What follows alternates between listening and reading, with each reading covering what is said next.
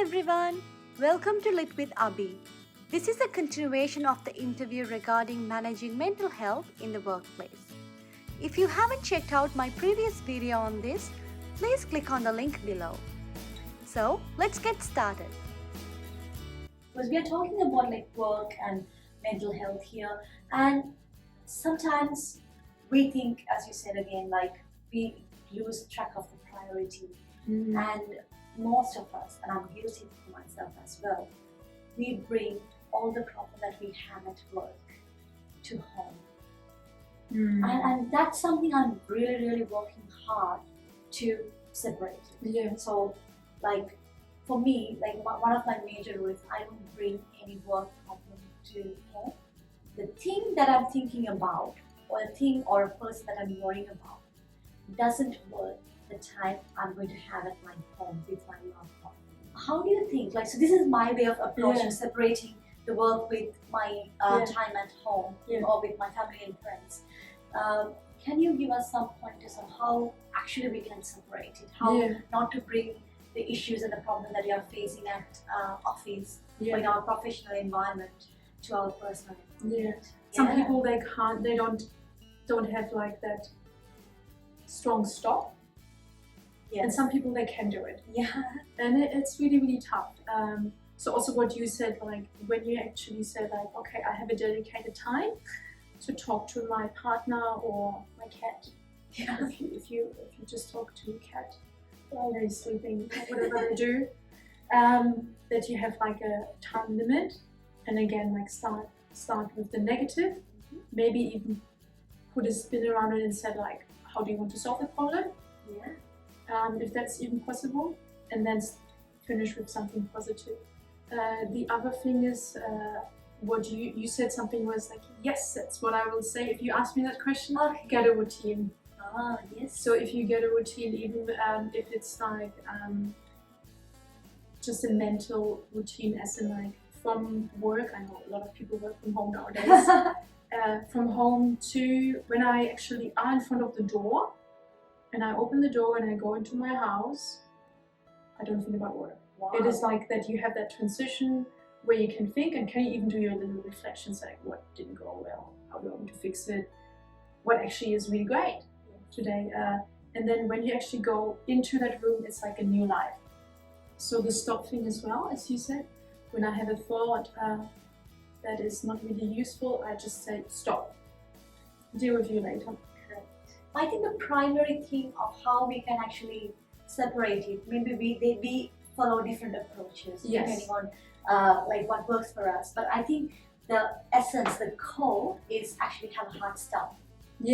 So have a hard stop, and anything, just have a hard stop. Oh, I'm not going to think about it. Or it can wait. Because this is a different personal time I'm going to have. So it's basically like, again, you having that routine and discipline. That makes you better to actually differentiate and not think about work. Oh, that's amazing. It's very interesting. Like anything that we talk about, the main thing that we're talking is about transparency and communication.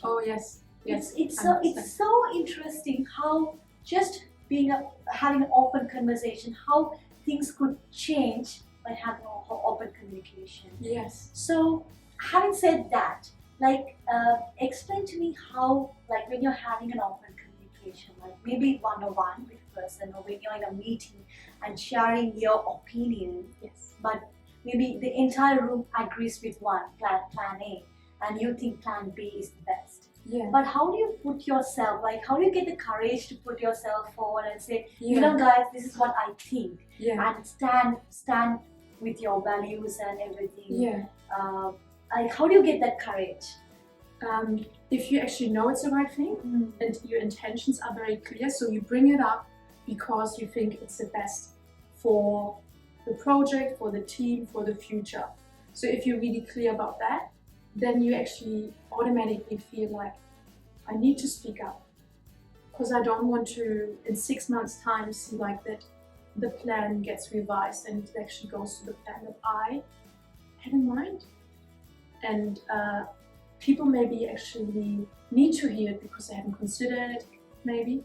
So see it as an opportunity service to the team and not as self-promotion, because there are some Correct. people who think like, oh, if I speak up, I maybe come across as like self-promoting. Yeah. There is not enough seats on the table, grab your chair, right? So I've Wow. thought that it's a mindset that you're like, oh, I can't sit there, there's not enough seats, then make a seat. Make a seat for yourself. So I think overcoming that, and I think just realizing you do it for the bigger cause, not the self-promotion. That's very important. And you actually feel better, and then actually be prepared, right? Be prepared, know your stuff. Yeah. So like, have you considered this, like playing the devil's advocate, and then actually presenting it, and to make sure that it's not like self-promotion. Yeah. Link it to the goals. So what is achieving what? Is it maybe saving costs? So do your homework. Exactly. So you're automatically more confident anyway Yeah. to present it if you know your stuff. Correct. Yeah. So, okay, tell me in your definition, in your own words, what is workplace mental health for you?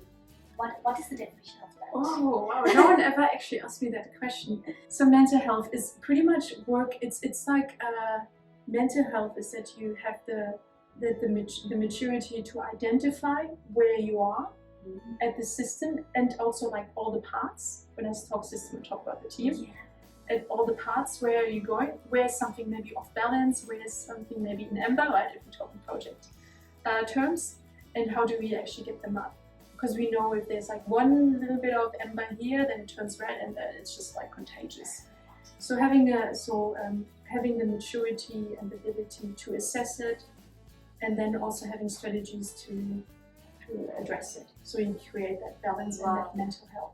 Mental health is something personal, and it's a mindset, and it's something that you identify and you fix it, and that's it. It's as simple as that. It's not complicated. And it's not complicated. Yeah, it's just a mindset. And it's a shared responsibility. It's a shared It's a shared responsibility. responsibility in the workplace. Correct. It's not, we put you on a stress management course, now you're fine. Yeah, No, it's more than that. It's been amazing. Thank you so much for all your valuable inputs, and like actually like I learned in this time that we had a discussion, I learned a lot about what's actually meaningful and how I can, it actually changed the way I think. Oh, So that's the greatest compliment that you can give me. And I really enjoy always talking to you. Oh. Always. I Thank you love so it. much. Thank you so much. And I'm sure like, you know, the conversation that we are having and the points that we actually like shared today will be useful for everyone who are going through different stages of like mental health, well-being and Yeah. workplace. So Or maybe it starts to trigger something. trigger something Yeah. as well. So it's been a pleasure. Thank you so much. I Thank really, you. really appreciate you having this time with me, and it's very, very important. Thank you. Pleasure. Alright.